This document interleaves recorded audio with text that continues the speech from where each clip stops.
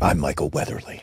I'm Cody DePablo. And this is Off Duty. It's going to be my favorite thing to do with you. I know. And what do you know? You're either watching or listening to our podcast Off Duty, where we explore the greatest show there ever was. NCIS. Oh, my God. Oh, NCIS, right. Oh, that one. Sorry. That's right. It's because we're diving into part one of the most iconic episodes in NCIS's 20-year history, Kill Ari Part 1. I say Kill Ari. Yeah, you're Kill like Ari. Mark. Kill Ari or Ari. That's going to become like a fan thing. Sorry, Ari. Welcome to Off Duty, an NCIS rewatch podcast.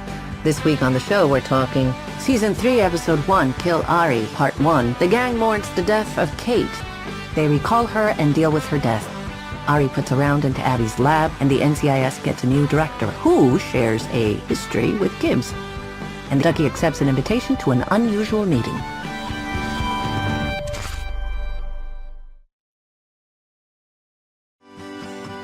We have a very special guest today as well, but before we get into that, Oh, yes. let's go back 19 years back in time to the day this episode's release and look what was going on. Okay, and this section is the context section. For context. Okay, and so we are going to, basically, this is what happened on the day in September history. 20th, by the way, Okay, September 20th, what year? 2005. So It was a good year. this is when Kill Ari Kill Ari. aired. Okay, Tomatoes. tell me a couple of things that happened. Gold Digger by Kanye West and Jamie Foxx was number one on the USA pop charts. Do you remember that one? Yeah. That was a good song. The movie Just Like Heaven, starring Reese Witherspoon and Mark Ruffalo, was at the top of the box office. That says a lot. That was a long time ago. Oh no, I was just saying because I don't remember it Mark at all. Ruffalo. I just saw him on Broadway. He was terrific. He's so good. Hurricane Rita intensified into a Category 5 hurricane in the Gulf of Mexico. It became the third largest and most intense hurricane ever recorded in the Atlantic Basin. Evacuations were initiated along the U.S. Gulf Coast as the storm threatened Texas and Louisiana. Do you remember that one? Yeah, sure. Rita. Lovely Rita. I remember the name, but I don't remember, I guess, maybe it's because I'm from Well, there were Florida. so many. So many hurricanes. That's what I'm trying to say. I feel like maybe it was a slow news day. And Just Like Heaven with Reese Witherspoon and Mark Ruffalo is newsworthy. You're like, slim pickings. All right. Do you know what this episode's about? Oh, this is the episode where, okay, give me the synopsis and then I want to dig in. All right. As the NCIS team struggles to cope with Kate Todd's death at the hands of double agent Ari Haswari. Ari Gibbs Haswari. becomes fixated on avenging Kate by doing the only thing possible, killing Ari. Part 1. I have further dissection of this. Go, bring it. Because you weren't there yet. At the end of season 2, we're on the rooftop and we're in the middle of this huge gun battle. We're trying to stop this missile that's flying in that's going to destroy some city. I don't know which city, but it's a city. And we're all up on the roof and a shooter comes out of the building and is going to shoot Gibbs. And Kate Todd jumps in front of the shooter, saves Gibbs' life, and falls to the ground. And DiNozzo goes running over and he's like, oh my God, are you all right? She was wearing a bulletproof vest. And we help her up. And I'm like, well, you know, you would have missed your yoga class or whatever. And she's about to do some pithy quip reply. And I'm standing behind her. And all of a sudden, boom, she gets shot in the head. You did good. For once, DiNozzo's right. Wow. I thought I'd die before I ever heard comedy. It's such No a one sees it fantastic, coming. no one sees it coming, and it's such a fantastic and shocking death. Probably the best one we've had at NCIS. It set the table for a summer of reruns because what happened, I think, when the finale aired in May of 2005, people were like, I was in Jamaica with a bunch of my friends and I made them watch the episode. None of them watched NCIS. They're like, Weatherly, we can't watch you on television. It's too ridiculous. But we've got you here. It's enough. I made them all, well, they might have smoked a joint, but I made them all watch. And by the way, what a good episode to watch a little bit. I made them all sit around and I was like, I promise you, this is good. Because I knew the ending. And I have to say, blew them away. blew them away. And then that whole summer, our ratings were going like this in reruns because people water coolered that episode. This is before streaming and before it wasn't out. You could only watch it in reruns. That rerun aired at the end of the summer before we went, the week before Kill Ari Part 1 and Part 2 aired, September 20th. We had an audience that wanted to know what happened. What just happened. It was such a great cliffhanger. And during that summer, your life changed because you were cast. I was cast.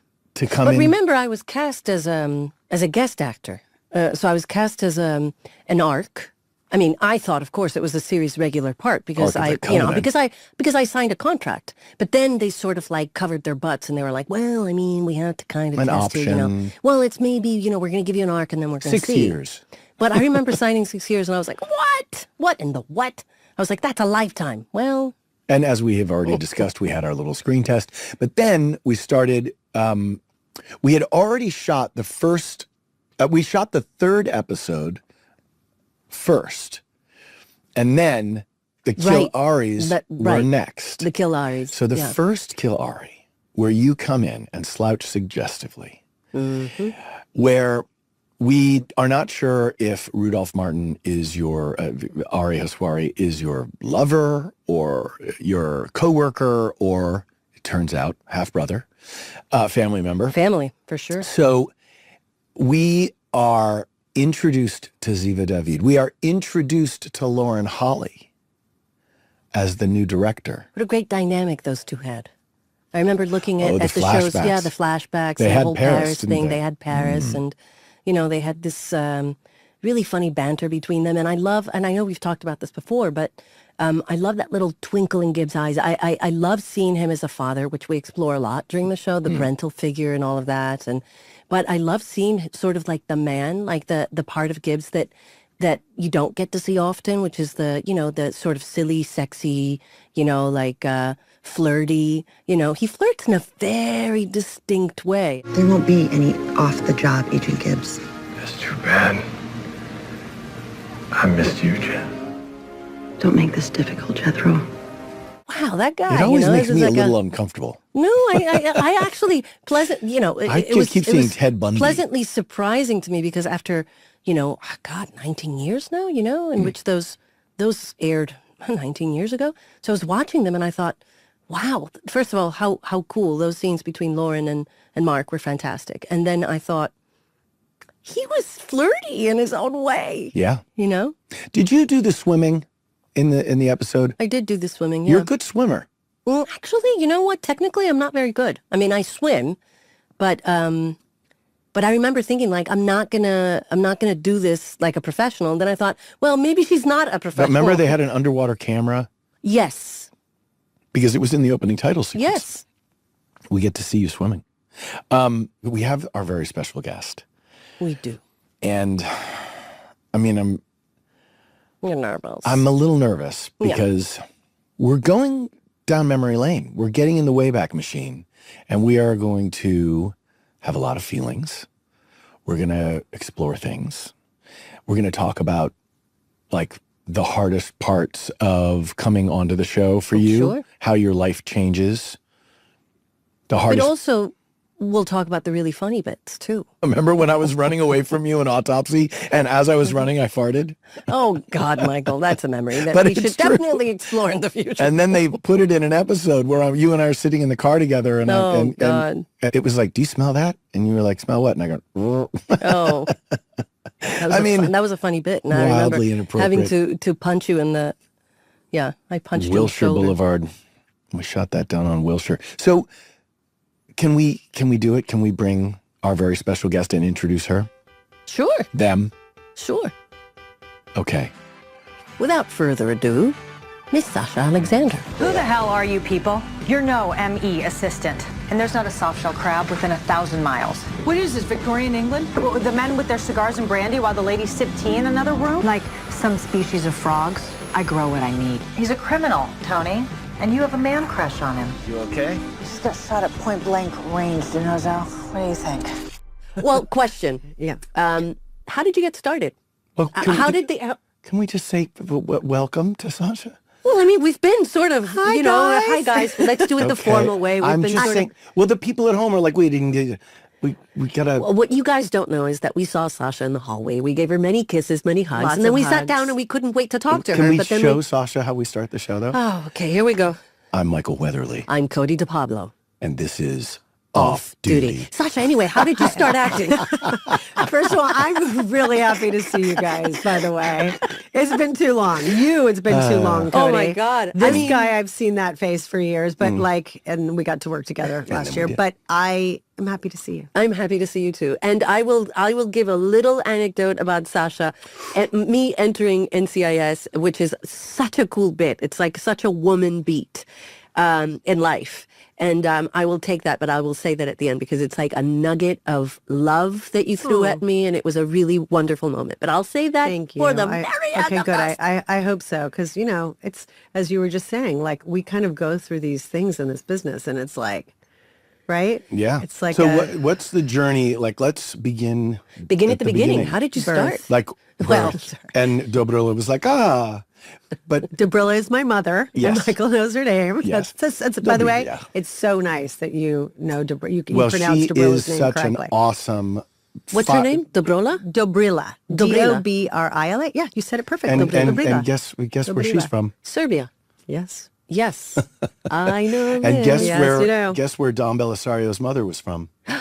Serbia. Yes. That's Oh, correct. so there's a connection. Yeah. Oh We yeah, didn't- I mean, we didn't- Virgos and Serbs. These are the people in my life. Taurus here, but yes, Yes. close enough. I have. Well, you have the you cover the Taurus. Serb. Yeah. I want like your 18-year-old Sasha. Yeah. You're getting ready to go to college. Yep. Is it true you were in a show as a dancer? Were you a fly girl? Yeah, I was the first fly girl. I mean- did the first it was the first before they did the show, they did like a pilot and they were just testing it out. But I danced with the people who put that all together. But I was 16, I wasn't allowed to leave school, so I didn't get to go do it when it went. But Did you meet all J-Lo that there at all, style- or no? I didn't. She was there after. Oh. But she was there, and I think she came in the second season. She wasn't even there right in the beginning, I don't think. But yeah, that whole group, Debbie 16? Allen. Yeah, I was 16. My parents were like, "You're not leaving school to do that." Right. So I think I knew that dancing wasn't something I was going to go be a rockhead or open a dance studio. I just knew it was a way of performing, and I loved theater. I did theater. Was USC Film School about acting or No. about what was it about? So I think that when I after high school, I just really thought that I wasn't attracted to the acting profession as a profession because I felt like the rejection and all of the just waiting around for somebody to give you a job and they decide if you're good enough. None of that was appealing to me. It's No. still not appealing to me. I think it sucks.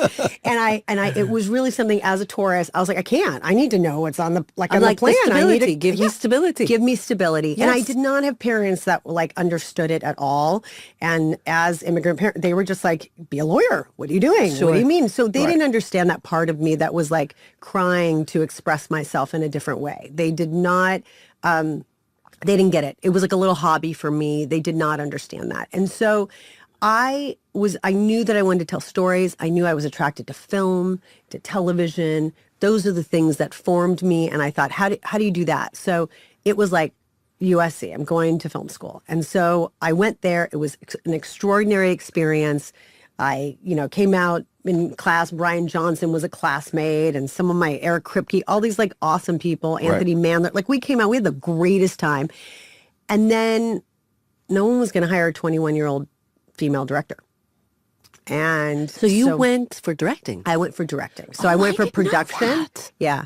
So I went for production, which is directing, producing, editing. You learn everything, but I really wanted to learn directing. But I also love producing. Like as you know me, like I love bringing people together. I love hashing an idea and all of a sudden sitting around and figuring out how to get that made. I naturally lean towards producing. Even when we were shooting on NCIS, very early on, I was like sitting there trying to option a book and figure out how to make that. Like my mind was always going I to... remember filming you for an audition for something for maybe a hiatus between 1 and 2 or something. And we were in the squad room over by the elevator and it was during our lunch break or whatever. And I was filming an audition for you and I was like, you're so motivated to do that. And I remember that I went back to my trailer and I called my agent and I'm like, should I be auditioning for things? Because my trailer mate, by the way, we were trailer mates. We were trailer mates. I mean, which, by the way, we have to talk about that, about how well you get to know each other when you work on a series like this. Like, really? yeah.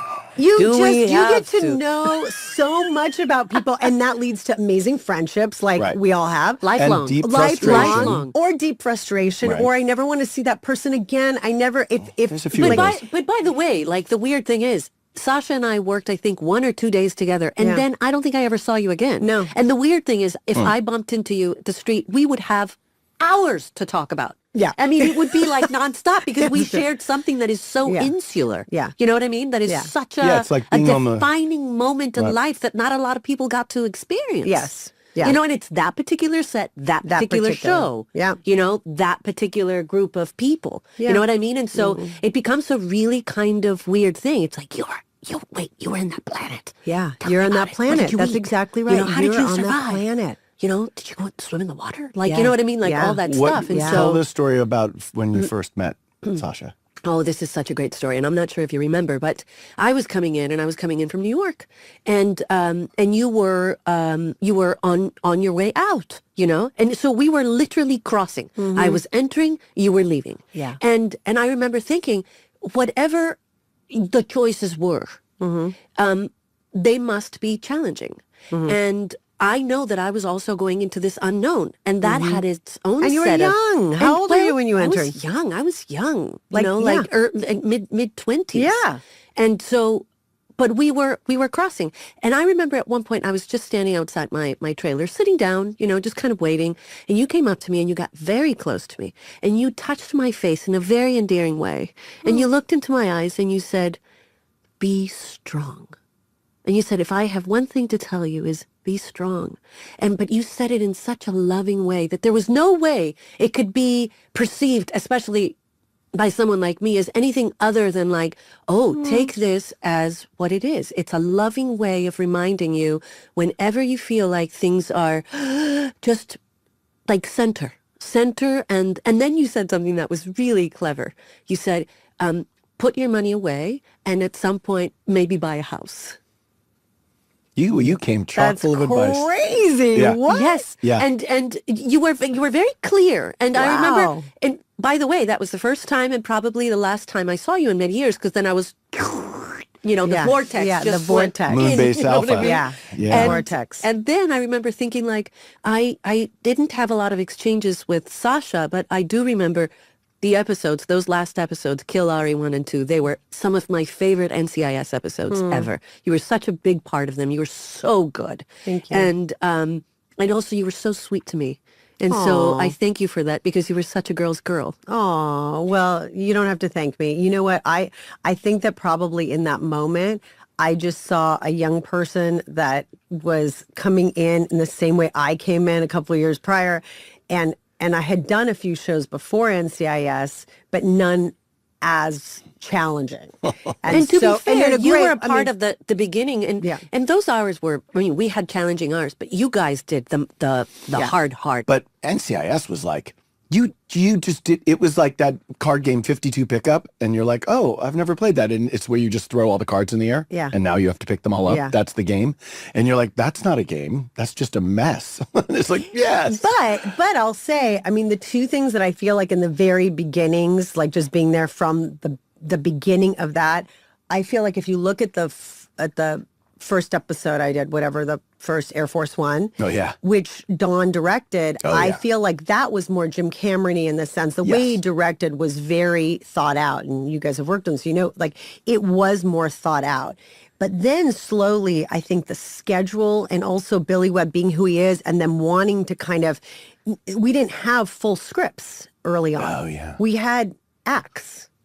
I So heard we about that, didn't and then the know- pages would come in, and you guys would have to kind of deliver as and on one hand, as an actor, it was great because we didn't know where it was going, so we were truthful to that moment. Oh my God. And sometimes the person they would cast somebody as a day player, and then 4 days later, they're like, oh, they're the bad guy. Let's get them back. Yeah. And then you'd have to go back to a location that you'd Yeah. already wrapped out. Right. And this, you know, that's how production Right. grows into a thing.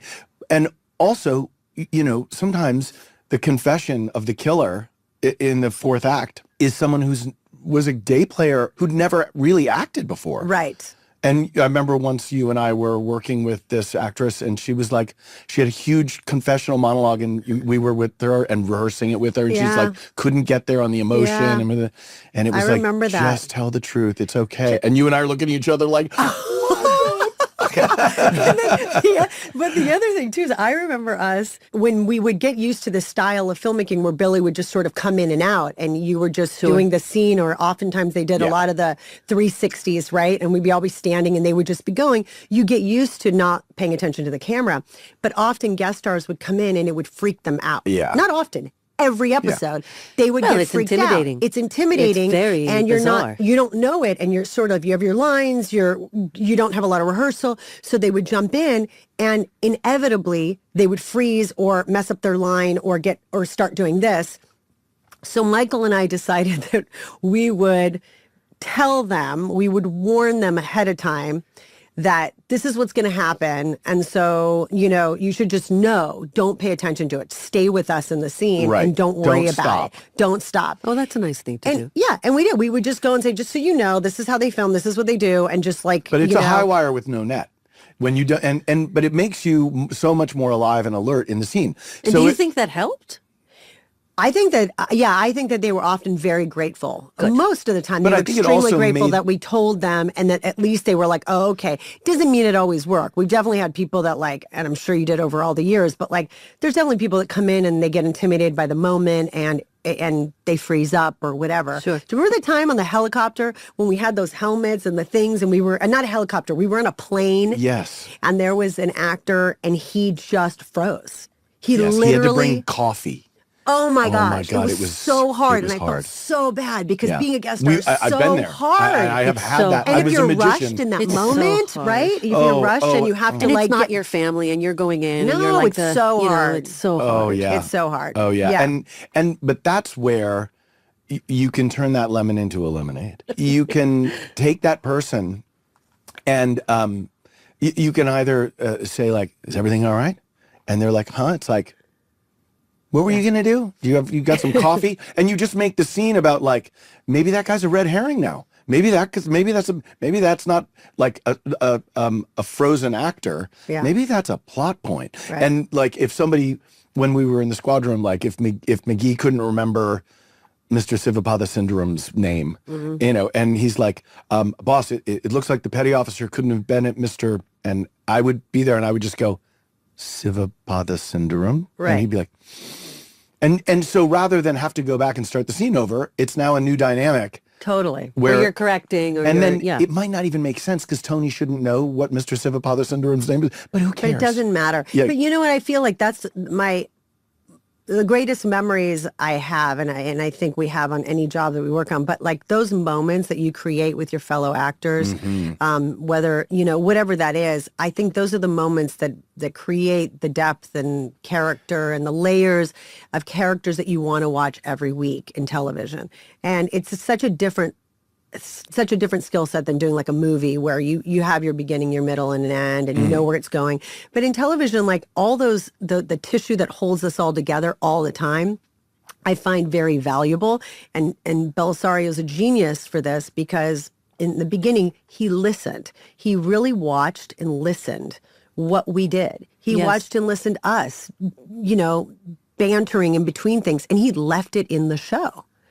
Like a lot of people wouldn't have done that. I've done pilots and worked on shows where like if you change an and or a the, they're like, they get really pissy about it. And they're like, it should be this. And you're like, yeah, but it's not coming out of my mouth naturally, or it's not. So I think that you have to give it space to breathe. And he gave it space to breathe. And I think even though sometimes we didn't know where it was going, even by him looking at the dailies to see all the players he cast that week and to sort of go, which is the one that is the least likely you're going to suspect is the killer? Right. And then all of a sudden he'd tell you what it is. And that, it just worked. So it was a formula that obviously has been massively successful and works. But it is an interesting thing as an actor because I think that for us, it's not always satisfying to not be able to build those moments in knowing where they're going. Question. So that for can you, be tough, for right? you, those 2 years at NCIS, would you say it is safe to say that you lost balance as far as like professional life, personal life? Did you have any life Work-life outside balance. of work? No. No one did. Did No one that did. inform the choices you made after you left NCIS? Yeah, it did. It did. I mean, I think before NCIS, the shows that I did somehow had more of a balance. Like, they were either true ensembles, but if you are, in this particular case, I mean, normally if you're like a one or two, like Brazilian Isles, I worked all the time, but there were moments where we could throw the ball back and forth to each other. NCIS, Mark and Michael and I, and you later, were in every single scene. Yeah, but in the beginning, Yeah. in the beginning of the beginning, like because the scripts were not done, and so you you and me would follow Gibbs into some in the first act. We would be in the squad room, grab your gear, and then we go and talk to some admiral. And you and I would sit in the office and talk to the admiral. Then we go into the parking lot and go like, "What do you think the admiral had to?" It's like, and then suddenly the AD would be like, "This is the next scene you're shooting." And we're like, "Okay, now the three of us are going to go talk to someone else." It's like, is this what they would do? Because wouldn't they break up? But it was like Scooby Doo. It's like, why the three of us? Scooby Doo. You always said that, and it's totally true. It was Scooby Doo. Scooby-Doo. But like, because in reality, we would split up. You would investigate what you were doing. Right. You would investigate, and then we would Right. get together and go, "Here's what I found. Let's collate this information and Right. see what we can synthesize." And he didn't do that. No, Synthesize. we all went to the same. We all sat and looked at with three of us at the suspect. We think you're the bad guy. Let's go get more information from that guy. What about you? I remember Knock, we knock, just say cooperate. Cooperate? Oh, collaborate. It's not collaborate. Oh. What's the other one? Can you Corroborate? Corroborate. corroborate? I can't say that. I don't have a list, but I do have a little bit of a tongue tie, and I do think you that corroborate. word was really hard for me. Yeah. Oh, And are once- you kidding me? When there were Huge so many huge words that I'm like, relax. And then when you get at the shooting style of going quickly, and you know that word's coming up, you're like, just get it out, Right. so you don't mess You're it like up. Roger's Mess thesaurus. up You're the like, take. what is a synonym for corroborate? Corroborate. No, I know. And Corroborate. that was. was- I said that word a lot on that Yes. show. You got really good at it. Well, I think that, Corroborate. I don't know. Don saw that you didn't like saying it. He's like, we will have lots of corroborate. We will lots of corroborate. A lot of the time, you do not have the luxury of time. No, you don't. You know, so it's not like all of a sudden you're working with a director who's like, "Don't worry about it. Whenever you're ready, you let us know." Yeah, It's like, no, no, not no, at no. all. Did You're you not. find- You're not. The director's not waiting for you to get that. It's up to you to deliver, and you need to deliver now. Did you find stuff doing like our first couple of, because we were finding things, like we had to, you have your techniques and you have your things that you can rely on and you have your understanding of the script and the character and the thing, but then there's this mystery quotient, right? There's that it factor of, which is why the show caught, fire. Was there like stuff that you found? So in Air Force One, and I think we all as actors do this, like you do all your prep work and you're like, you have some idea of what that's going to be. And I was working on the lines and the everything, but I didn't quite know. But the thing I did know, because when I had met with Dawn about the role and we had just had a meeting, I did know that there was a like a fighter, like in your face kind of, young woman at the time in her 20s who's a Secret Service agent. And my big question was like, how does this, person my size fight naval officers and bad guys? So I went to like a government training. I don't know if you did that. I did like a training camp. They sent me to learn to shoot and do all this tactical stuff. And it really was super helpful. I didn't like the guns, but it was really super helpful. I didn't like the guns either. I don't like the guns. And it really freaked me out how like powerful and scary, the whole thing. And it took me a long time on NCIS. I learned how not to blink when you're shooting. Right. Like that wasn't easy. I still We blink. always say I still it's almost blink. impossible. It's really hard. It's almost when impossible. you It's impossible when you not to got blink. that shot to the head, Yeah. I was standing behind you. Oh my God. And if you watch the scene in slow motion, this is a little Easter egg for the people at home. If you watch just before the dot appears that they digitally put there, but there's a blood pack on the back of your head that Larry Fuentes or whoever it went out, exploded, and blood goes all over Yeah. my face. But Larry was in front of you were me, so I flinch right before the blood hits. No way. Right before the dot. That's so funny. So I'm flinching before you get killed. Before I get killed. No. Oh.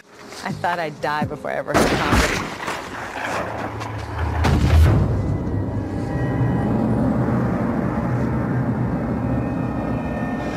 In North by Northwest, when the gunshot goes off at the end, when they're at Mount Rushmore, there's a little girl in the scene, and she puts her fingers in her ears right before the gunshot because they'd done it a few times, and she knew that was the was it. And so the child actor. That's so. It's a great Easter egg. That's Yeah. really Cute. funny. That's a cute little Well, thing. I'll tell you. So after NCIS, I learned so much about what it really means to be on a series, and really learn the commitment, everything about it.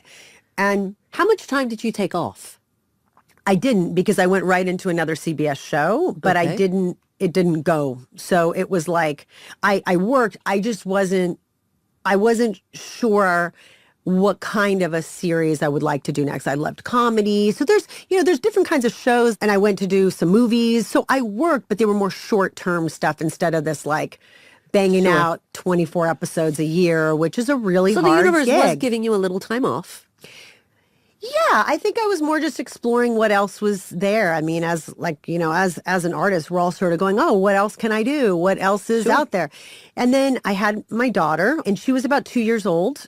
And then Rizzoli Niles was the end of the year, and I read the script, and I just loved this character. And so the thing about that was it was 10 episodes, and it was on cable. Fantastic. And so to me, that felt like a perfect gig, right? You can go and like really do it hard for 4 months or 5 months, and then you have some time, off. And that's what it was the first season. So, and the difference there Did was you that feel that difference? Were you like, oh my Huge. gosh, this is huge. This is huge, okay, great. huge, huge, huge. And a coroner. So you learned from Ducky. So I learned from Ducky. I did learn from Ducky, and I Cheers also to David learned. McCallum. Yes.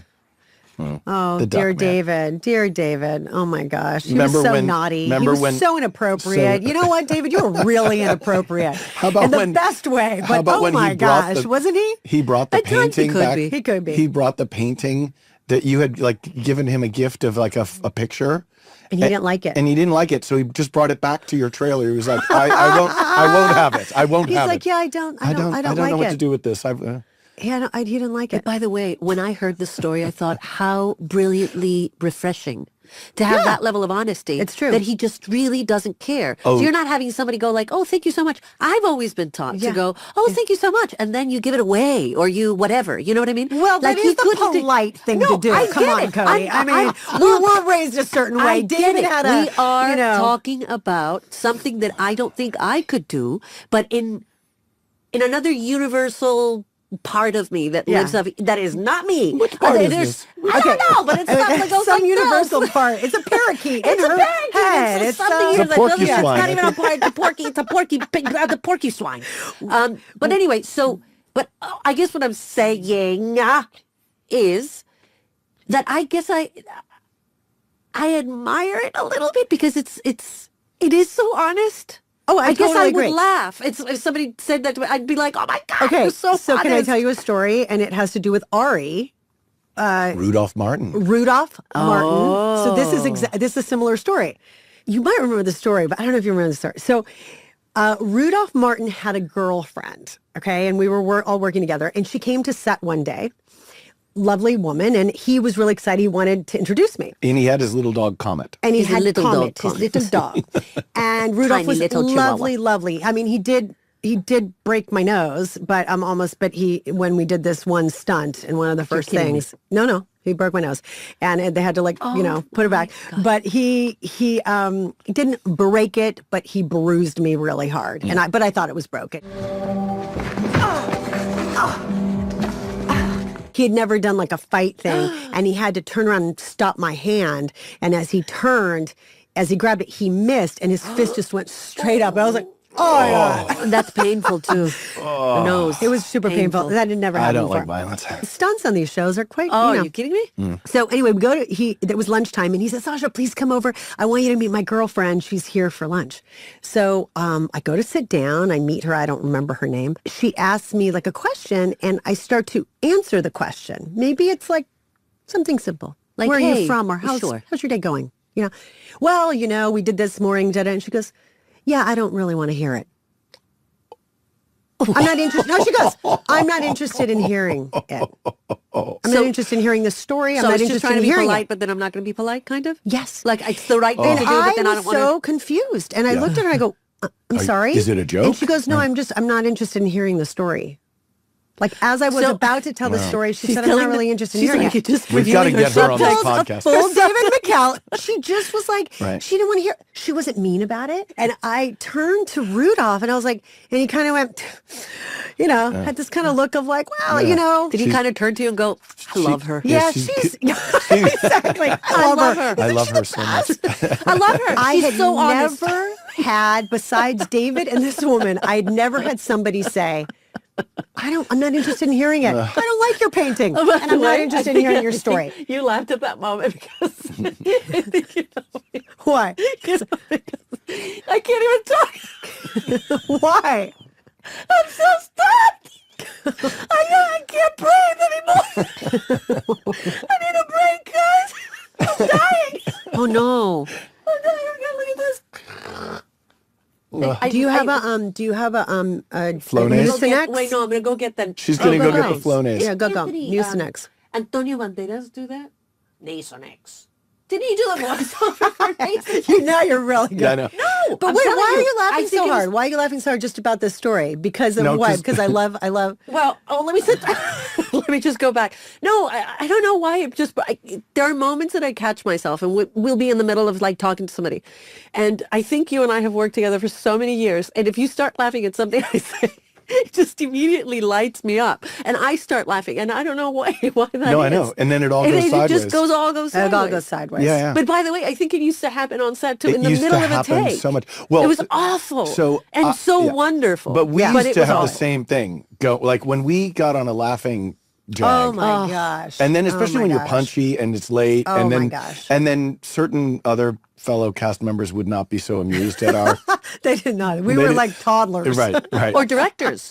Like Or we had, directors, remember right. it was like Tom Wright, who was like, for cut it out, you know, and, Oh, my and that would gosh. make it worse. No. It was just, Yeah. Okay, go take your break. Go take your yeah, break. thank you. I just need to like blow my nose and put some. That is so funny. So while Cody's out of the room, I'm going to say... Yes. And now the work-life balance thing that we'll Yeah. get into when Coach Yeah. comes back in. But Cody's kind of heard me talk about this a little bit, but when you were directing Bull, which was very awesome for me to see you in that capacity, and Thank you for having me. you I had such a great time. nailed it. And we had so much fun. And everyone on set was like, oh my God, this feels so different because you and I were in a flow and Yeah. we were having, and it was a tough show. It had it had its problems because, and I've said this about Bull in other places, but it didn't have the DNA of something like NCIS. It didn't have that family character structure, those archetypes that you could see. You kind of couldn't imagine any of the characters outside of work, like Chunk or any of these. Like it was hard to really build a life around them. The family dynamic inside the characters of NCIS really did build story after story after story. So the plot didn't really matter. The plot was so important to Bull. But NCIS, you'd finish an episode, you'd be like, I don't really know what happened, but I want to watch that one again because it was Yeah. super fun. Isn't that interesting? But you brought fun Thank and you. preparation, and you were such a total pro on the set. And I just know that you and I had so much fun when Sasha was directing Bull. But I was falling apart, speaking of falling apart. But this was not, I was no longer saying, get out of the way, I'm crashing. The pilots were dead in the cockpit. Everyone had oxygen masks on. There was a hole in the airplane. I mean, it was like, oh no, there's no safe crash. Like we're going into the ocean at terminal velocity.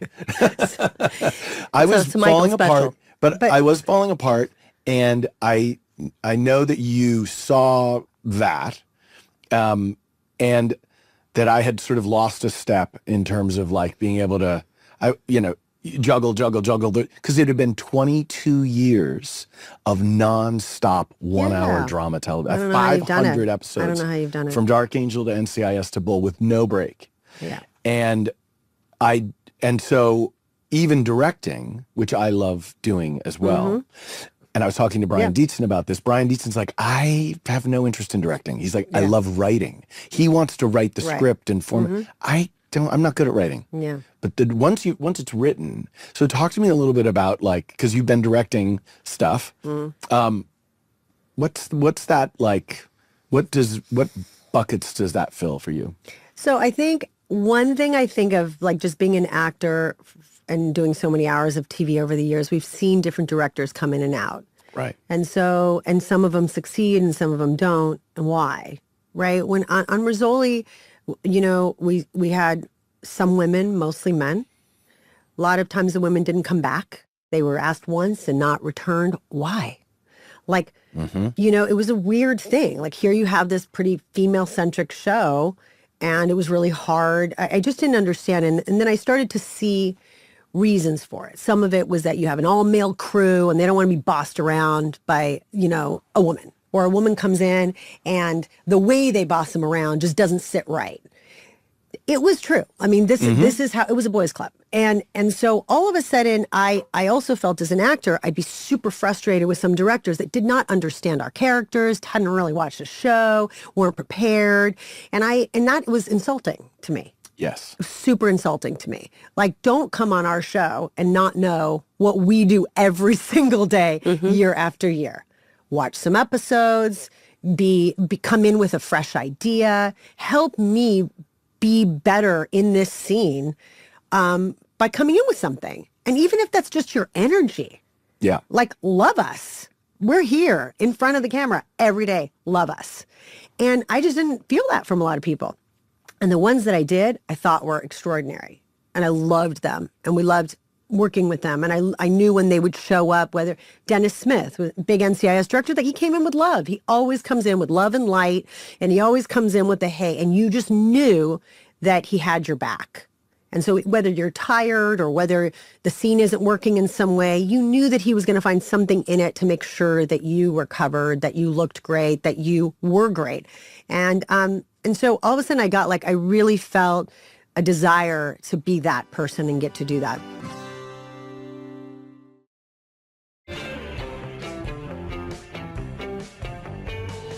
We do a little thing called Game Time. Okay. Don't ask why.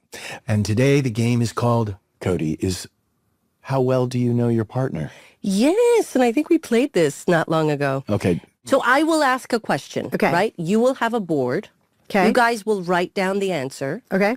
And then once you have your answers, I'll go, okay, share the answer. Share the answer. And How then well do you you'll know your see partner? how Okay. well you So know this your is- partner. that. That's this fun. is how well does Tony DiNozzo remember Caitlin To Todd? remember Caitlin Todd. Okay, I great. like it. So these questions are for Sasha.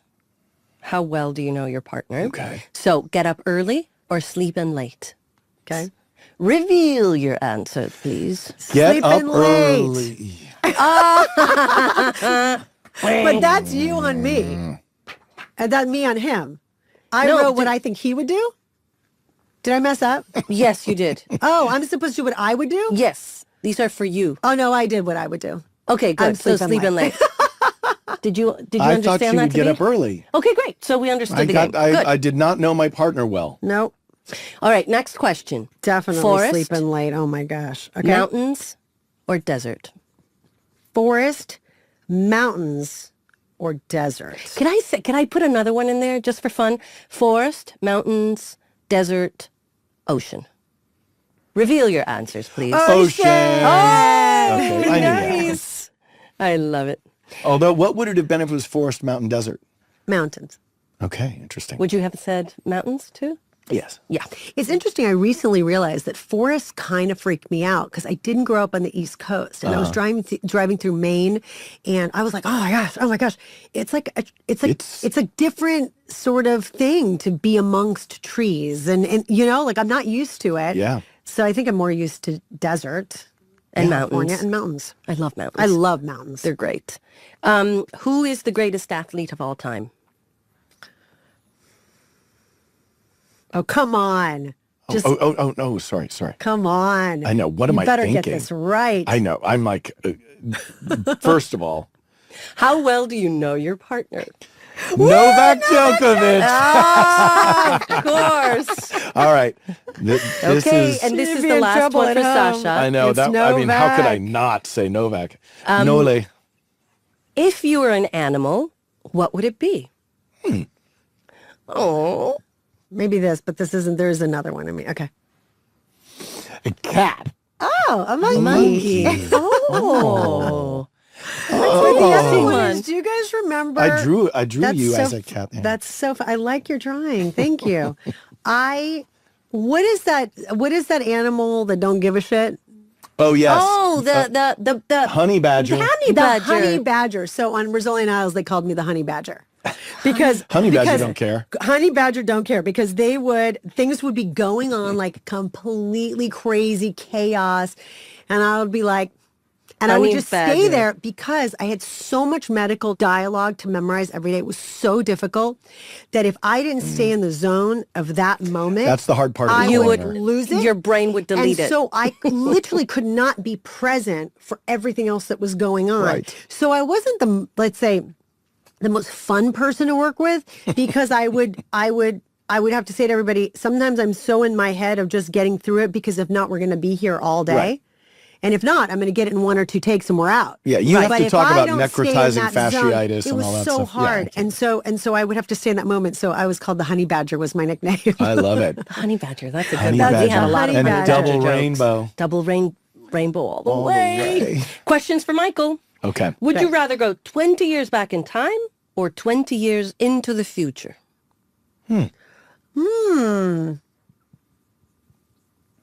Okay. Reveal your answers. 20 years Back. future. Oh, I thought you would like to go in the future. No, I thought it'd be fun for you and me to talk again about, like, we'd be in 2023. Now we're in 2003. We'd be like, hey, we're going to do the pilot of... Oh, yeah, we could do that. I guess I was thinking it more like existentially in terms of like if you could go back, like Michael, would not want to go back to being 20 because you don't have all the wisdom and knowledge and all the experience that you have today. Like, I feel like there's a Right. part of you Right. that like, as you were always a person, even like when we worked together, remember you thinking ahead, like when I'm this age, I want this much money in the bank and I'd like to have this and I'd like to have that. So you had this That's kind true. of plan, which I wasn't as structured about things like that. I was Yeah. a bit more like, loosey-goosey about it, Oh, even though I yeah. wanted those things. But you had No, I have a plan and you have a called plan. So part of 55 me to feels- 75 right now, Oh. weirdly. Like, I have Can we a talk 20... about that? I need a plan. I have a need my 55 next to plan. 75, and I've just hired this company What? to help me execute this plan. Okay, Michael, I need this number. We need to talk about Yeah. this afterwards. It's really The funny. 55 to The 75. 55 No, to this is real. 75, but it's putting together all the pieces because, and this was part of, like, it came out of the therapeutic thing, and my brother passed away and all these different Yes, things I'm happened. sorry. And I was like, oh, I have a plan. By And the way, we had a year that was called the Year of Forgiveness. oh yes, compassion. And the Year of Compassion, and which was, I think, 2005. 2005, 6, Yeah, yeah. 2005, 6.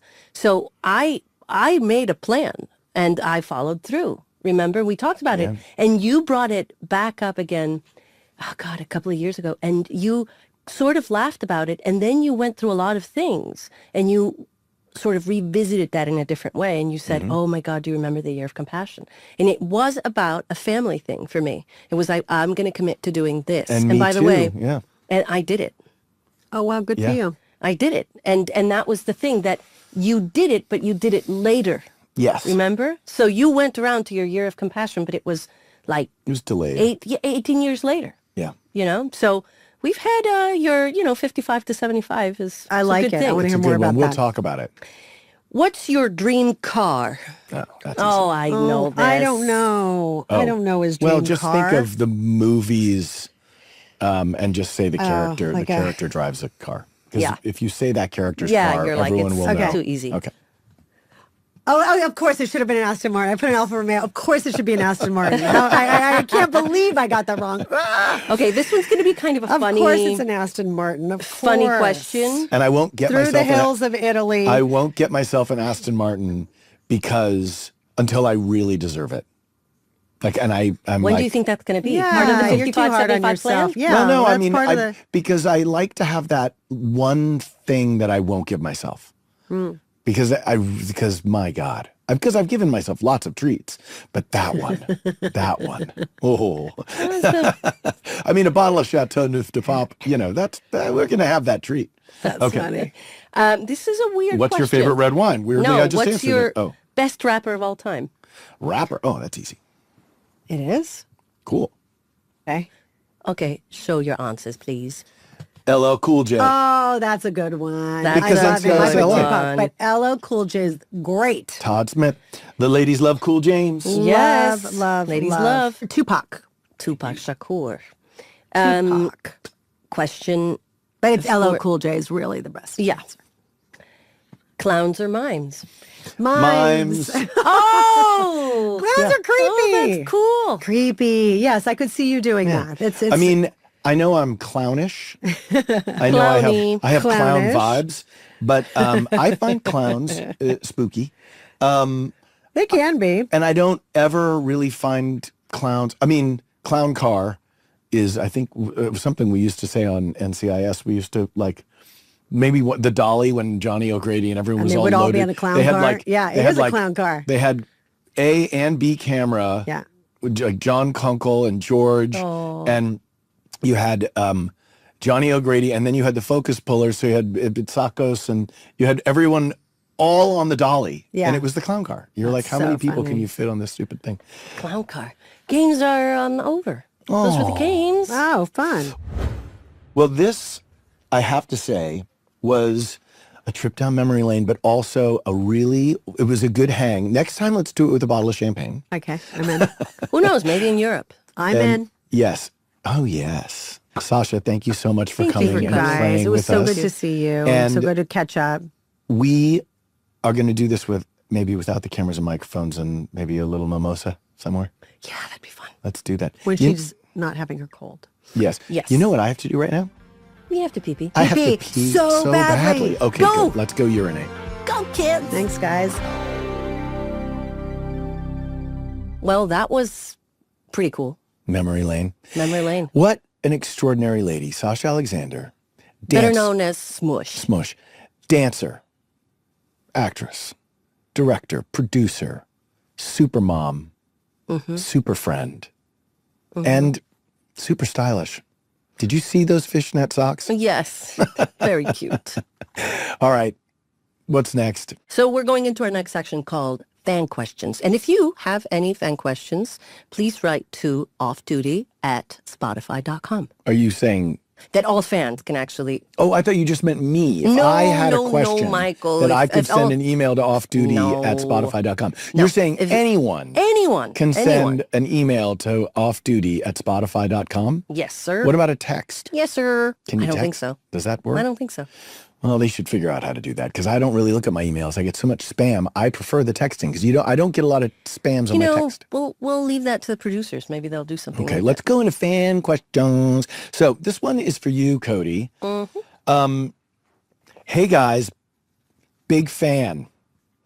My question is, Ziva had some epic fight scenes on the show. How much training did you undergo to prepare for those action-packed moments?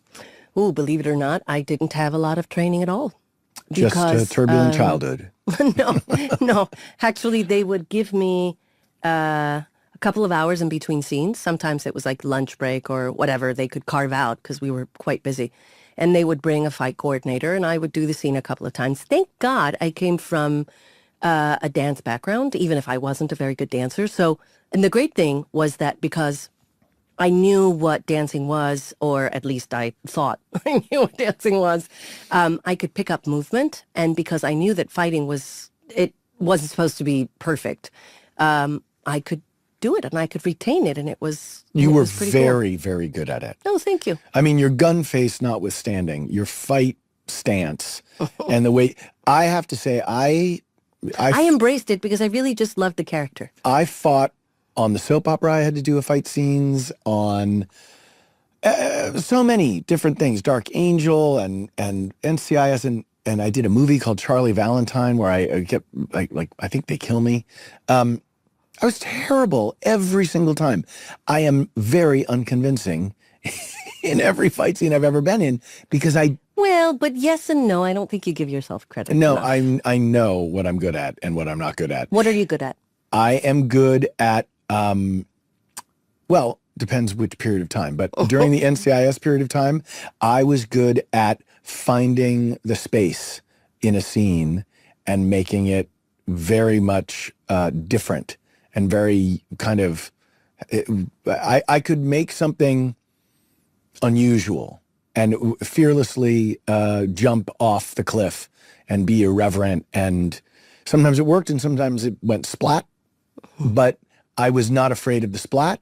I was all my chips to the middle of the table. I played for keeps, and that I was good at. And other things not so good at. Maybe like being, able to emotionally connect without laughing. That was very hard for a long time. We'll talk about that on another episode.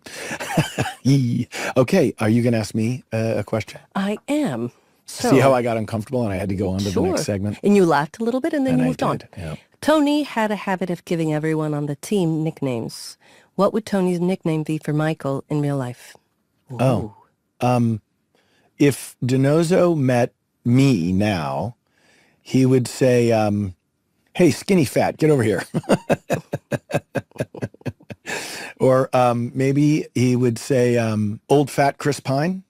I don't know.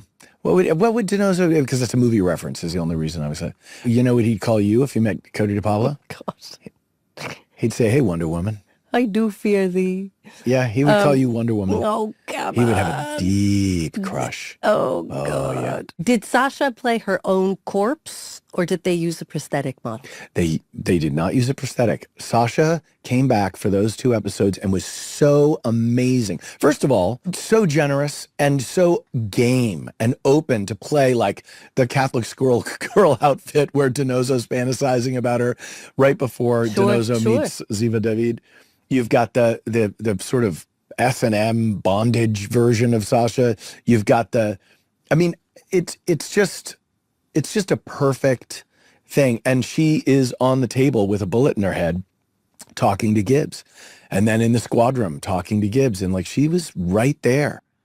And I think as an actor, what a fun thing to do, to play. But you forget she was also transitioning out of something that was really important to her. Yes. And, and probably dealing with some challenging feelings. And also an interesting depiction of it's because she's not a ghost. She's each character's projection of her as she lives they in the character's imagination. as they kind of are coping and managing the grief of her death. Mm-hmm. And each one does it in their own special way. And it's really interesting the way Gibbs sees her as critical. She is talking to Gibbs in a that's Gibbs' voice that you're hearing. Like Gibbs, that's not Kate talking. So it's really great because it gives depth to each character and it gives us a little kinky look behind Proby's mask. We're like, Pat Proby's got a wild sexual kind of fantasy life, doesn't he? Oh, and she looks so good in that costume. Okay. I remember thinking, oh my God, she looks great. Sorry, I know. I went into an uncomfortable area. Yes. Hey. Hey. Yes, you did make me uncomfortable somewhat. No, yes, I am not going at to say. Gibbs rule. Are we going to do the Gibbs rule? Yeah. This is folks. a scrumptious section. It's time for the segment you've all been asking for, where we get to absorb some sage wisdom from the man, the myth, the legend, Leroy Jethro Gibbs. It's time for the Gibbs rule of the day. Now, are you ready for this, Michelle? Yeah, I am. Oh, this one's one of my favorite ones. Okay. This one's one of the ones that I actually know. Okay. Like I've heard this one. All right, ask. Gibbs rule of the day, rule number 9. Never go anywhere without a knife. Oh, you read it. No, I have a T-shirt that says Gibbs rule number 9, never go anywhere without a knife. This is one of the only ones that I remember. And this is funny because I think my character had knives all the time. So it was one of the ones that I was like, ooh, that pertains to me. Cody, where can I watch NCIS? You can watch NCIS on Paramount Plus and CBS. Next week on Off Duty. Can I read this one? Please do. Okay. Are you going to do it in one breath? I'm going to try and do it in one breath. Oh, God. Finally, what you've all been waiting for. Me, Michael Tony DiNozzo in the flesh, take over the reins as the main host of the show. Cody, myself, and a very mysterious mystery guest or two play games, walk down memory lane, and discuss the epic conclusion to the Ari Haswari arc. It's Kill Ari Part 2, and you don't want to miss it. Foof! Nailed it. Nothing but net. Hi, I'm Michael Weatherly. And I'm Cody DePablo. And today we're doing a deep dive on Season 3, Episode 2, Kill Ari, Part 2. And our special guest is Rudolf Martin here on Off Duty. Let's first talk about what was going on when this episode aired before we talk about what was going on. Yes. I can tell you what was going on. The day this episode aired, I had an extremely satisfying breakfast and went and exercised briefly before I went to work. Do you remember like what kind of a breakfast you had? I did. I had an egg white omelet with some poached eggs and spinach and toast. I'm making this up. At this time of the episode's release, September 27th, 2005, Panic at the Disco released their first album, A Fever You Can't Sweat Out. A Spanish court sentenced a Syrian man to 27 years in prison for conspiring to commit the 9/11 attack. Oh. This was the first 9/11 related prison sentence. The sitcom Everybody Loves Raymond aired its final episode, concluding a successful 9-year run. Whoa, 9 years. That's a long time. Ironically, Will Smith was a producer on that. That's not true. Oh, what? I'm kidding. I'm just making jokes. Oh, that's wrong. The vampire novel Twilight was first published. That was 2005. That's crazy because I really loved, I don't know, I was kind of obsessed at the beginning with those movies. Michael, do you want to tell us about the synopsis for this week's episode for Kill Ari Part 2? Gibbs races to save Ducky from Ari's clutches as the NCIS team continues to grieve the murder of Agent Kate Todd. And while Ziva David is a possible hindrance, she may also be the key to stopping Ari once and for all. Yeah. Now, I call him Ari, but there was some controversy over the Ari of it. Do you remember? You know, it's very funny because I was watching it again today, right before we started talking, and Sasha calls him Ari. And there's a couple of people that call him Ari. Ducky calls him Ari. What do you want, Ari? Maybe Ari knows that. Ari dumped their cell phones in the park, not their bodies. And they were trying to get us all to kind of use the same pronunciation, if I'm not mistaken. And It didn't happen. It just didn't happen. No. It Ari, Ari, Abby. Ari. I don't know. Well, so your impressions watching the episode? I thought it was very cinematic. I thought it was shot beautifully. I love that scene between Mark and Fornell under the rain and the dog. You ever go to the movies? I built a boat. Now you and that dog are going to need one. I really, you know, I hadn't watched this episode in a long time.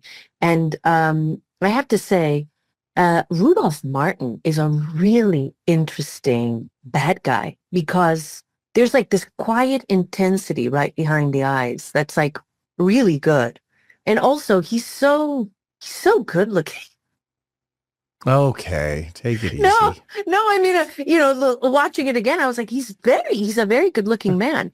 But he's very good, you know, like he's very convincing that there's not a moment that I'm like, oh, what is this guy doing? He's just very, very good looking. Like he's very, very good looking, but I'm like, wow, there's an evil quality about him. What I'm getting from you I asked you about this episode. I'm hearing a lot of he's very good looking from you.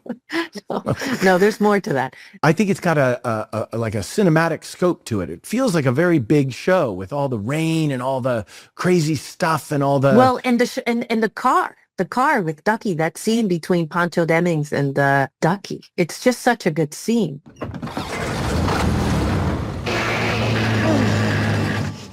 You're stripping the gears! This is too painful, Doctor. You know, it's such a great scene. He's like, oh, just get in my car. And he's like, the clutch, man! Yep, the clutch and the whole thing. The combination of drama and humor and then the pathos, like that, the feels that we have for Sasha for Caitlin Todd. And those flashbacks. Remember the flashbacks at the end when everyone's going to the casket and sort of like having their little quiet moment. And it's very cool that they gave every character a little bit of a moment. Like it was their moment. It was their memory with Kate Todd. You're late for my funeral, Gibbs. And I just thought it was really beautiful. It was very poetic, And I just felt it was very beautifully done. Like just the entire episode was a very beautiful episode. It's full of intrigue. It's full of mystery. It's full of suspense also. It's very cinematic. You know why I think it's so good? Why? I think it's good because you're in it. All right, Cody, let's talk to Rudolf Martin. Now, I just want you to know that Rudolf and I knew each other before he was on NCIS. We'll discuss that a little bit. Were you both models? No, he was a model. I was a mannequin. It's a slightly different thing. I didn't move and I had no face. You were just as pretty though. I will admit to you, everyone has a crush on Rudolf Martin. Well, did everyone have a crush on you? No. With no further ado, let's go to Germany and say hi to Rudolf Martin. Is the video camera on? Who says I'm a terrorist? My shoulder hurts when it rains too, Joe. Special Agent Caitlin Todd. Sorry, Caitlin. A vintage Morgan. How ducky. I wish I hadn't had to shoot Caitlin. I need you to commit suicide with your own rifle. Taste the sweetness of revenge. Sorry to spoil you. Okay, Cody. Okay, so today we have a guest, a very special one. We do.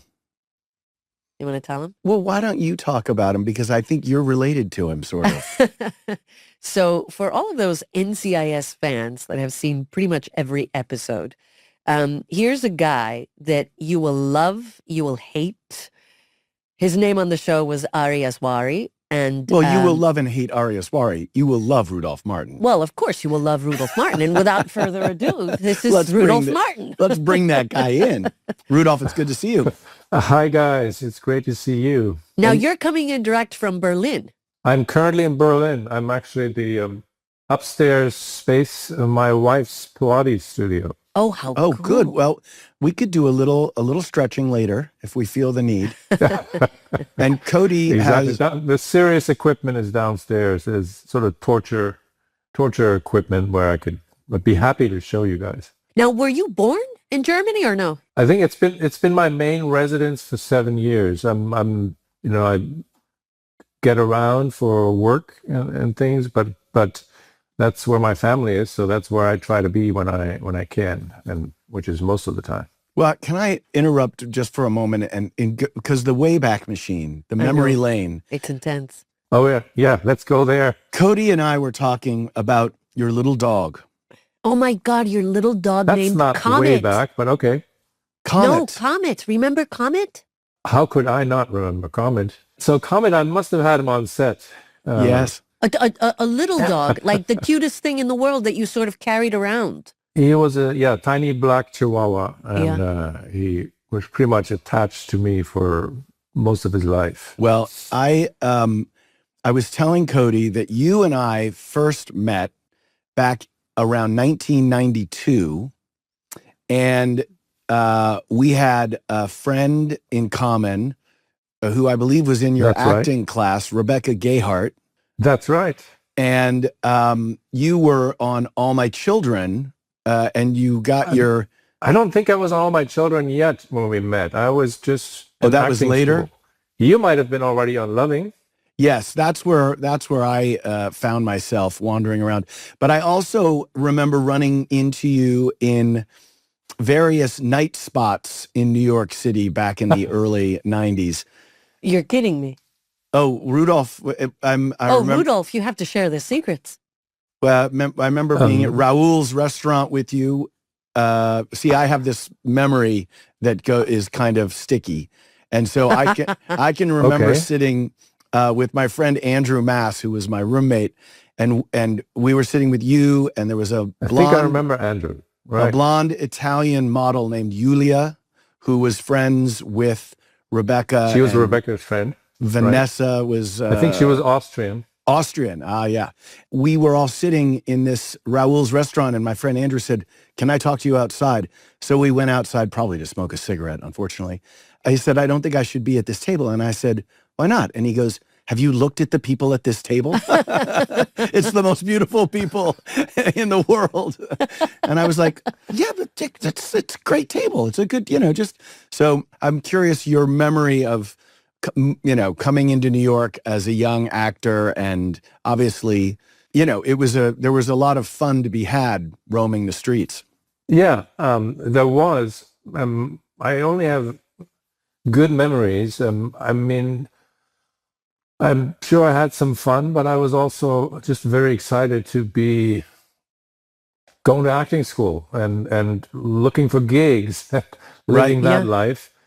So, it was a great time for me. Also creatively, I did a lot of little theater stuff and then ended up on a soap opera, much to my surprise. Which leads us to Ari. Do you get recognized still for that role at all or no? Yeah, I do occasionally. Not so much in Germany, but actually here in Berlin, where we kind of move in this so-called expat community. So there's a lot of Americans that we see, and a lot of them work for the embassy or the military, or most of them are parents. And I do get a bunch of NCIS and Ari comments. Maybe after talking with them for a while, they're like, kind of look at me weird and kind of, wait a second. What do you think about this? What do you think about this villain that made him so different? How did you prep for the role? How did you envision this role? How did you get the role also? Yeah, it was a weird thing. I didn't really get to prep much. I auditioned for a different role. I don't remember what it was. And I think I had auditioned several times for the show. This is still first season for guest starring roles. And I think the Ari role came along and somebody just said, "Why don't you just hire them? You've just seen them 3 times." And that never really happens. And they said, "Okay." And then I got a call from... You had been so great on 24, which I know that was a great arc that you did on that show. And it was amazing. Yeah, but it wasn't like as meaty a role as Ari was. So I don't think you could hire me based on 24 to play Ari. And did you have to ride a motorcycle, as I recall? I sort of remember you on a motorcycle on NCIS. Yeah, maybe I was posing for a picture, but I don't think they let me on that motorcycle because they were afraid for the insurance. I don't think I would have been able to ride that thing. But I think I remember getting a call from Dom Belisario, who explained the character to me and the background of the character. And I think I was supposed to shoot like a week later. And I really didn't have much time to prepare. And just sort of looking at the Kill Ari episodes, which is 3rd season, I like my accent, my Israeli accent. Looking at the 1st season stuff, I don't. So I could see how it wasn't quite there, and it's maybe stuff I shouldn't even say, but no, it's fine. It doesn't talk matter. about It's everything 20 years ago, right? So we talk about everything, and funny enough that you should mention that, because I remember when I auditioned for this character, it was they wanted a Czechoslovakian woman, and so I auditioned for a totally different kind of an agent, and so it was, they didn't want any kind of accent at all. And they wanted sort of like a European thing, like a European flair kind of a thing. And I thought, okay. So I went in and I did my thing. And then they brought me back. And when they brought me back for the final callback, that's when the character turned Israeli. And when I started asking questions, very specific questions, as you would, when you're an actor, hey, what about the accent and how long has she been speaking English and this and that? They said no accent. Right. They said just a couple of words, punch them, and that's just it. And I thought, well, could you give me a little bit more? Because I felt like I was like, wait, 1 second. And then they also threw a monologue at me in Hebrew, and I had to learn it in, I think, 24 or 48 hours. And so all of it was this, when you come from the background of theater, when you prep for things, so certainly, when you have these incredible actors talk and they prep for months and months and months, I always say, boy, if they only knew what it was like to get this and then to prep for it, because it was a very different experience. It was like acting in a can. It was like, shake it, instant, go, And so you did the best you could. But sometimes those are the most interesting roles, or maybe when everything comes together, when the creator or director sort of meshes the actor they see with the role. So when they somewhere meet in the middle where they decide, wait a second, does the role really have to be that? Because I could just use whatever that person brings. And that doesn't happen at least not to me, too often. But I think it happened to a certain degree with Ari too. Even though it's just a recurring guest star, right? So there wasn't that much time for Ari. I think it basically did, 6 episodes. I have to give you kudos for something, because I think it's very hard to play a villain that is so still. You were such a still, in control, not temperamental. There was something about you that was so cool. It was a lot in the eyes. There was something about you that was menacing, but it was never overplayed. Like I hate saying it, but it was a character that you sort of, I wanted to see a lot more of this Ari character, and because he was a mysterious dude, and also highly attractive man. That's kudos to you too, personally. Oh, thank you. But the way you played him also has to do with that. It wasn't just a physical thing. Yeah. It was very much this, what you withhold. You withheld a lot of things, which, by the way, made my entrance into that show so much more interesting. Because the whole thing about Ziva that I've always said is that her personal stuff is absolutely shut off, Right. And I had you to feed off, So I was like, okay, watch what he's doing, because we come from that same background, essentially. So in that episode, when we find out that you and I have this relationship, right? We don't know yet that we're related, right? It seems like a love relationship. Well, initially, from a viewer's point of view, from a viewer's perspective, it does. And it's funny because I was watching it the other day, and that phone call that you and I have, that I'm making from the squad room. Yeah. I get up and I have the phone call that in Hebrew, and all I kept on thinking was, let me just not butcher this, But and I remember thinking, there's a moment there in which I say to you something along the lines of, I can't lose you. I don't want to lose you, Ari. ניפגש בפריז בסוף המשימה. אני מבטיח. ארי, אני לא רוצה לאבד גם אותך. לא תיאבתי אותי. And it's at the end of the phone call. And it's a very sweet, tender moment that you actually see from her, towards you. And it's a defining sort of moment of what these people may have. And I think it if I'm not mistaken, because obviously you end up selling a huge lie, and it ends up being like this moment where she catches you on something, and that's when she kills you. But I think there needs to be like a high stake there that I don't think she deals with until the end of season 3. But I do think there's a relationship there, and something that she does treasure. And then it's this systematic breakdown of like all of her relationships, sort of the family thing. Like you see it break down. You see it break down from the inside. And so it's funny that we have this privilege of talking to you, because you are so much a part of the story. You have no idea. I mean, you were the beginning of this entire thing. Yeah. Well, thank you. First of all, thank you for the compliment. But I think nobody could do that just being still and just being an interesting character without really good writing. Oh, I agree with you. You can be as still and as mysterious, but it's not going to work if it hasn't been set up right and shot right, but most importantly, written in a way where that works. Kill Ari 1 and 2, Michael and I have talked about a lot. is some of the best writing in NCIS, and I'm fortunate enough to say that I came in on those episodes, but you were part of that too. So we were very fortunate to get these really kind of meaty, character-driven shows. You look surprised. I expected to be shot. Doctor, please. I would never harm a fellow physician. Yeah. I do remember being incredibly tired when shooting those scenes in the car with, by the way,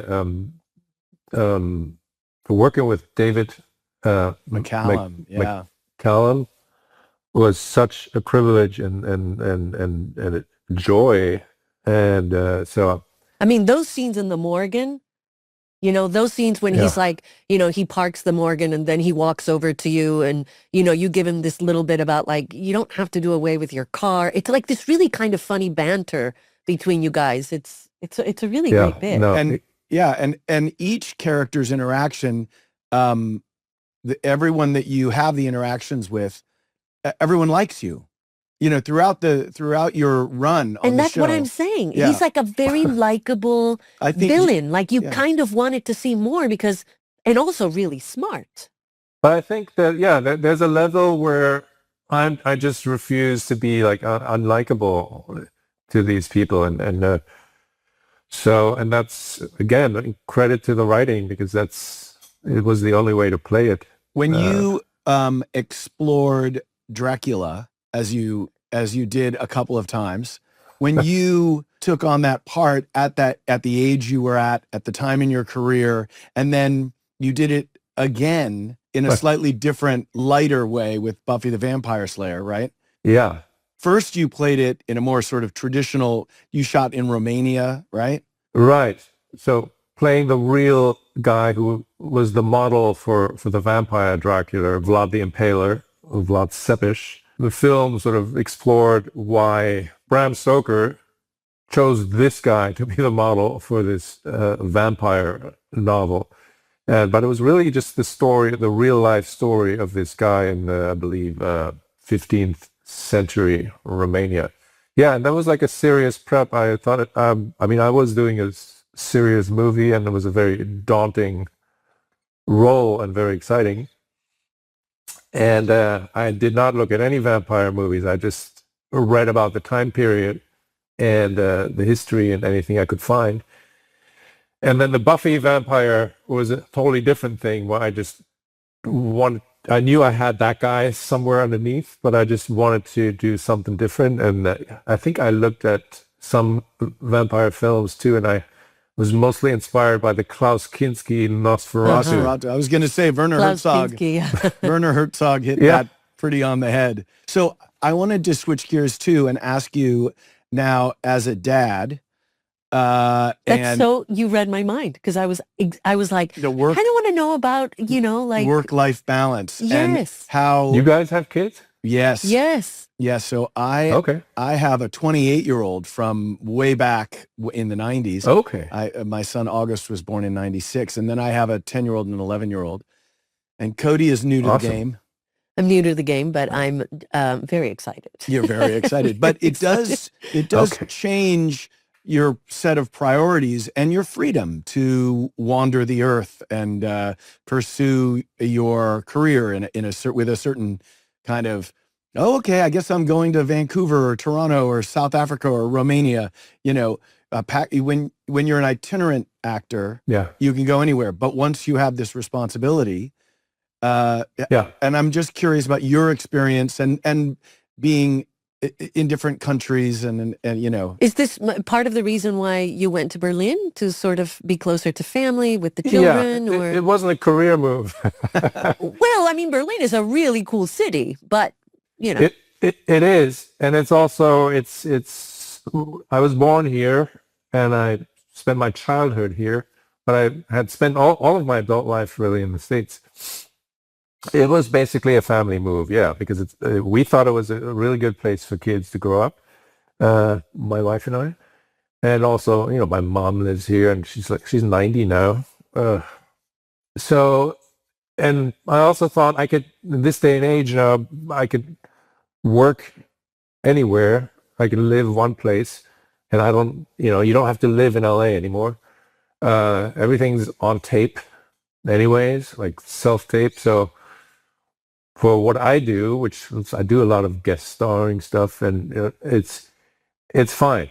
It's not a big obstacle. It makes it a little more difficult and challenging to get roles, but for the most part, it's okay. And so that move was definitely for the kids and for family, and but in a way also for me. But I think you're right that what shifts is really like you are not the most important thing in your life anymore. And if someone says, Rudolf, we have a new series, and it's someone you've worked with in the past, and they go, we think you're great for the lead. It shoots in Sydney, Australia, for 8 months a year, and that conversation becomes. Yeah. And you don't know if it's going to go for more than one season. So do you want to move your whole family to the other side of the world and be that disruptive? Especially, my father is going to be 92. My mom just turned 89. I live near them now, and I want to share that time. And so we're getting ready to start a project. Cody and I are going to be in Budapest. Hopefully we can see you there. That would be fun. Oh, that'd be great. But we're starting a project this summer. But that I had to go to my wife and sit down and say, here are the dates. In fact, 8 years ago, I made the mistake of not having that conversation with her and just sort of accepting a job. And then... You're kidding me. Oh, no, I'm not kidding you. You just accepted a job and then you dropped the bomb? Yes. Well, because I was used to the old model of... my career is the most important thing. Doesn't everyone understand that? Oops. That's not exactly going to fly with Ms. Yankovic Weatherly. It wouldn't fly with a lot of women. Yeah. And so, but I'd been on NCIS for 13 years, and I hadn't had to make a decision since 2003. I hadn't had to make a decision about my life. So I still had this, well, of course, like I have to say yes to the job, and then we figure out how to deal with it. So I just said yes, and then I came in with the information. So I now know that moving forward, when I take a job, even I'm in LA now doing Spotify, but I don't live in Los Angeles for this. So I have to fly in. So I organize now when my Zoom call is going to be with my wife and my kids, and we have dates set for, I do my homework with my daughter and my son. I make sure that I'm part of the family if I'm gone for 4 days, and that's just 4 days. I used to disappear for months, and so it is a big change. Also, like my wife is like a big fan of worrying about what if this happens, what would you do if this, and I'm always saying like, if that happens, we'll deal with it then. We'll figure out what's best. Oh, like, I think you and I have the same mind frame, Rudolf. Yeah. My husband's the one that's going, what if? And he's a worrywart, like he's just thinking of every potential scenario. And I think you and I subscribe to the same team. But especially as an actor, you really can't, because it's kind of unpredictable. But it's maybe different for you guys who are doing like long series regular gigs. That's the kind of stuff I have not had to worry about yet. And the other thing is, like, there are situations when a job is being offered and I just have to take it because we have to live. Sure. Whereas, like, you guys probably are okay having done all these seasons. And but there's certain jobs I just have to take if I'm lucky enough to get the offer. So it's really not a big decision, and usually it doesn't take me away for years to Australia. Right. But if that happened, I'm sure we'd find a way to deal with it. Yeah. That's it. You just find a way to go with it. We find a way.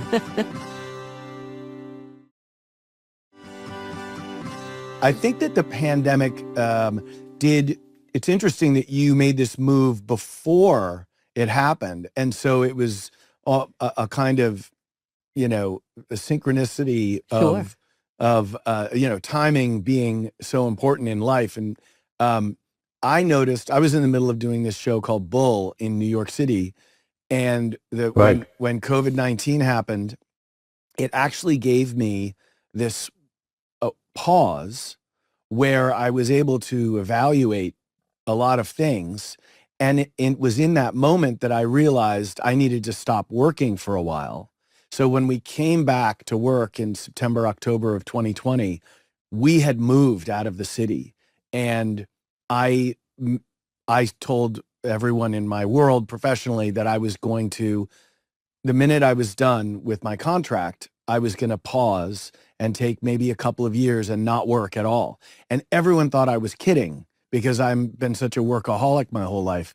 And well, you did, but you had also a tough time adjusting to all the time. Well, yeah, it was very... Because you were like, what's going on? I need to work. Wait, now, so did you do that? Did you pause for 2 years? In April of 2022, I stopped. And if you consider this work, this is the first thing that I'm doing again. This isn't really acting. This is more looking back.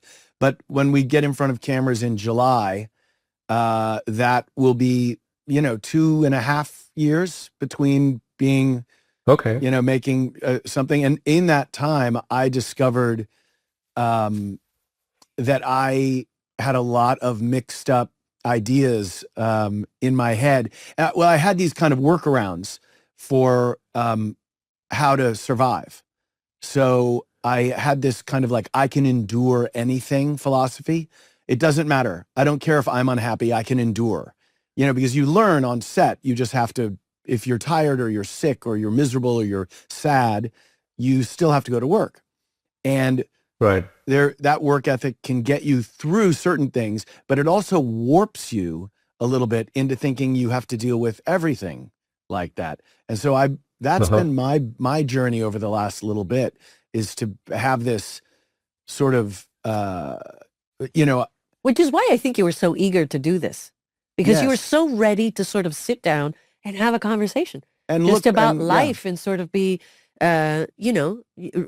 reflect on things and where sometimes that mentality that you were talking about like work, it just doesn't serve you from a human standpoint. You do have to That's slow pretty down. amazing that you were able to do that, though. And, yes. And again, at times begrudgingly. Must have been a very strong instinct to do it. Yes. Well, I had this funny thing that I removed all the furniture from my dressing room at the studios in New York, and all there was a yoga mat and a bottle of water. So when I would come into work in the morning and put my bag down, it was a totally empty room. And Chris Jackson, who was one of my fellow actors on Bull, walked in one day and he was like, "Weatherly, what's going on with your dressing room? Is it a yoga studio? What are you doing?" And I said, "I just didn't want any stuff." And he looked at me and he went, "Uh-oh, are you having a nerve? Like, are you okay? Like, what's going on?" I think I knew I needed to stop because I think there's only so much acting, right? We draw from our lives, from our experiences, from our emotions and thoughts. But if you spend your whole life in front of the camera, you don't have any fuel, anything filling it up. And I started running out of real life. So plugging back in for the last couple of years to my kids, to my wife, to my family, and to my own history and my own past and the mistakes I've made and kind of all that reckoning was so rich. I feel now I'm ready to plant in the soil again some new things. Well, and who knows what would have happened to you had you not done that, right? Because maybe, if all your instincts tell you to do that, maybe you were just really overworked and you had... I think I'd be 300 pounds. Rudolf, I have a little question for you. It's actually, if you could play anything right now, like any character, what would you like to play? Oh, God. I know this is a hard question for actors, but... This goes back to Ari Haswari, because I really like the idea of playing like a double agent. Well, you never know. Not just a spy, but a double agent. And I've always wanted to play just basically the German version of that, with the East German, West German thing, where I could use something like that. So over the years, like a couple of projects have come along where there was something like that, but I never managed to do that. But I think that's the kind of stuff that I tend to just be drawn to. Interesting. And so in 1989, when the wall was coming down, were you in Berlin at that time? No, I'd already left. I think I was in Paris. Oh, wow. Did you trying to find myself. Did I hear this correctly? You were a model for a while, right? Yeah, I was modeling. Were you in Paris modeling? Yeah. Okay. Because I remember hearing about it, but we never really talked about it. Was it a long thing for you? Was it No, it was a sporadic thing. I basically I went to Paris because there was a girl in the south of France that I really wanted to see, but I got stuck in Paris. This woman approached me and asked me if I wanted to do some like a fashion show for a designer that she worked with, but he was like somewhere hiding over there because he was like too shy to ask himself. And that turned out to be Jean-Paul Gaultier. Oh my who God. was basically at the beginning of his career. And then I ended up doing like all his shows for a bunch of years. Even when I was in New York going to acting school, they would fly me back and he did 4 shows a week. So I mainly worked for him. Wow. And that paid my bills basically and allowed me to go to acting school. But I didn't really do a lot of modeling. That's a cool story. That's a fantastic. I mean, like to be discovered by Jean-Paul Gaultier. That's like everyone, any model in the world, you know, or any aspiring model would be like, that's the dream story. I was not an aspiring model, but I was. No, but you are like an really unemployed cool. actor with dreams hitchhiking in Paris. I mean, It doesn't get cooler than that. This has been such a treat. Oh, it's been amazing to see you guys. Well, if we are going to be how many NCIS episodes amongst the two of you do you have under your belt? Oh, I did like 300 and something. I did 200 and something. Okay, wow. So we're way above 500. The franchise is about to have its 1,000th episode, including NCIS LA, NCIS New Orleans, which NCIS Hawaii, crazy. NCIS Sydney. Yeah, it's crazy. Yeah, and it's still going, strangely. That is amazing. I sometimes get like audition requests for the NCIS spin-offs, and we always have to say no because we know they are going to say no anyway, so I don't want to send in anything. Absolutely. I mean, they're going to be like, what's that guy doing here? Exactly. Well, unless it makes me laugh every beard. time. No, but unless big beard with glasses. Yeah, but unless he's a ghost. Oh. That's what I'm thinking. Oh. I don't know. I think something just opened up potentially. Or well, I think there's even more. There's a little something that could be explored there. Oh wow, that would be so. That's such a tasty. Well, I mean, this just all of a sudden things just open up and bam. I'm one gummy away from having some good ideas. Rudolf, this has been the best. Thank you for taking the time. I know, Thank Rudolf. You for revisiting this. Thanks for coming on and being with us here. This is our first attempt at trying to do these look backs at a really great time in the series, the beginning of season 3, where everything changes for everybody. When Ari Haswari took that shot and surprised everyone watching, and Caitlin Todd took one right to the forehead, you became enemy number 1 in for the whole audience. And it was such a moment. That moment. I still hear about it. Yeah. Yeah. Yeah. It was a big moment in television. Hear about it. Yeah. Mm-hmm. It was a big moment. It was great for me too. But it was thank you guys for having me. We hope to see you again soon, sir. I do too. So when you guys are in Europe doing something, maybe holler at me and maybe we can meet up. All right. That'd be fun. Best to your family, Rudolf. Yes. Cheers. Thank you. Cheers. Best to your families. Hold on. Here's my tumbler. Cheers. Bye, Rudolf. Take care. I almost called him Rudolf Berlin from Martin, Germany. He is actually in Berlin, and it is a Rudolf Martin that's coming in. And you know what? I know we talked about this too, but the idea of Rudolf Martin coming in possibly for the Tony and Ziva show in Europe, maybe possibly returning as a ghost/nightmare. I would like to explore that, having to deal with the ghosts of the past. That would be a nice theme to tackle. By the way, a great little token to dissect in the future episodes of whatever incantation we go into next. What are the phantoms that haunt you? Incantations, phantoms, dissect. You are all over your thesaurus today. Hey, Cody, you know what I'd love to do right now? What would you love to do? I was lying in bed last night thinking, you know what I want to do tomorrow? I want to do some fan-focused questions with Cody. Okay, let's do it. Yeah. Awesome. This is from Louise from Kentucky.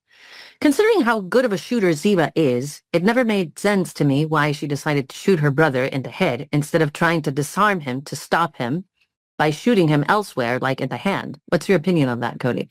I think, honestly, wow, I've never really been asked that question. That's like a deep thing, and as I'm reading it, I'm going, oh my God. He was your brother. He was your brother. I have to say to Louise from Kentucky, you're absolutely right. I think the character could have chosen to shoot her brother in a different place. But I think by then she had done her research enough so that she had determined in her very twisted state of mind that the best way to deal with the situation was just to take it out of the realm of the living.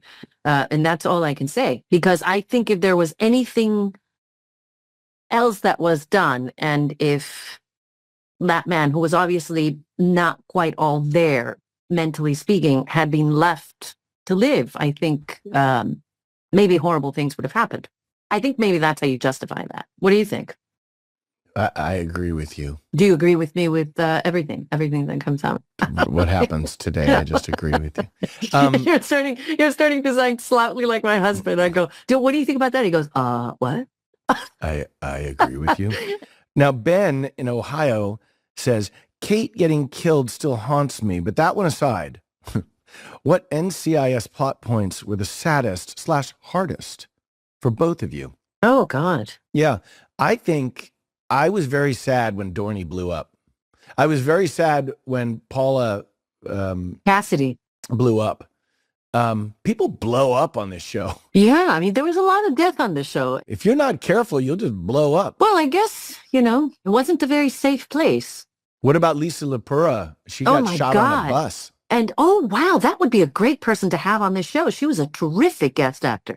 And for a long time, what an arc. So cool. So cool. So funny. And so talented and so cool. That would be a good one. Let's put you got that one any on the sad books. moments that haunt you? Many. From the show. Let's be specific. No, what about many. Season 3? Well, season 3, God, many, but I can't quite go into them. I will bring one thing that was not so much a sad episode or a sad character thing, but I remember you and I doing a scene, and it was not in season 3. It was like, many, many years later, but you and I were shooting something, and we were having a really tough time with this one walk and talk, and it was a mouthful. And there was a really lovely, wonderful director who was like, look, I want it done this way. And I was like, okay. And I think we were being sort of pressed with external forces, like being told, hey, I want it this way. And then a director going, I want it this way. And the light, and then the wind, and all of these elements. And at one point, like, I just needed to scream because I was just so incredibly compounded by the elements and life, and I remember being like, ah! And I screamed, and I had completely forgotten that Tom Toms at the time was holding a pole. Remember, he was holding this, and I nearly blew out his eardrum. And I remember going home that day, and like tears just streaming down my face because I hurt somebody, and it was not my intention. And it was literally just a moment to release pressure from within me so that I could again focus my energies and get the job done. And in doing so, I did something that many people do, of course, but I had completely forgotten that I was plugged, that like Cody or Ziva was plugged on to many different people. And I had forgotten that I was just one part of a bigger microorganism. And that was like a big thing that happens in shows. Sometimes you're trying to do your thing, but you forget that you are just there are many tentacles coming out of you. Right. Yeah. And you forget that this job requires you to surrender your autonomy, physical, geographical.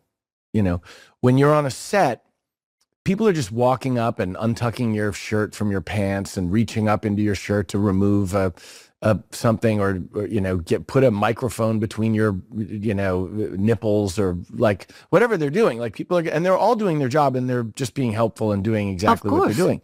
But you have to stand on a piece of tape that is your color tape. Mine was green. Do you remember your color tape? Blue, I think. Was it blue or pink? I don't remember. You were really good at that. Harmon was pink.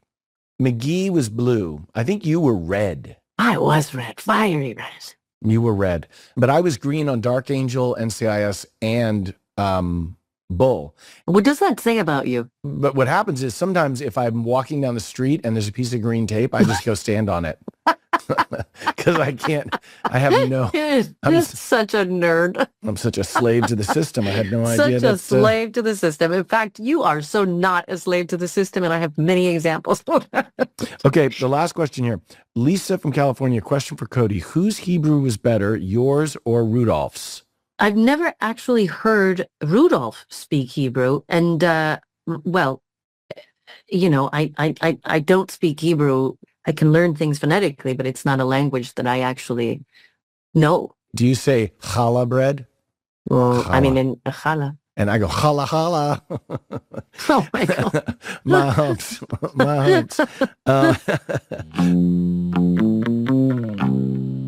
Gibbs rule of the day is what? Number 11? I think it's number 11. And for everyone listening, what is rule number 11? Gibbs number... I know it. Gibbs rule. Okay, which one? When the job is done, walk away. Okay, one question. Have you ever been able to do that? Yes. I know you enough to know that you would do a scene and then you would call me from the car and you'd be like, and you'd be so intense about it and you'd want to be able to revisit it in a different way. Like you had a tough time walking away sometimes from things that you felt later on when you would revisit things in your head, you'd want to do them differently. And that's one of the things that I always sort of said, I really like Michael because he kind of lives it for a while. However, are you ready? Yeah. However, when the job is done, when the job is done, walk away. By the way, I dropped out of college because I thought the job is done. I did a 3-year contract on a soap opera and they offered me to re-up and I said, I think the job is done. Walk away. When it was time, I've had a few relationships that ended that way. The job is done. Walk away. Right. You might be wondering where you can watch your NCIS. And of course, you can watch it on Paramount Plus. And you can watch the new episodes of NCIS on the network, CBS. Next week on Off Duty, cue dramatic music. Cody? Well, thank you so much for that. That was a great setup. And Cody, we delve into episode 3 of season 3, Mind Games, where Gibbs has a run-in with a serial killer that he put behind bars years earlier. We also bring on a mystery guest to discuss the episode, compete in a Gibbs quiz, and answer your lovely questions. Until then, foof. Foof.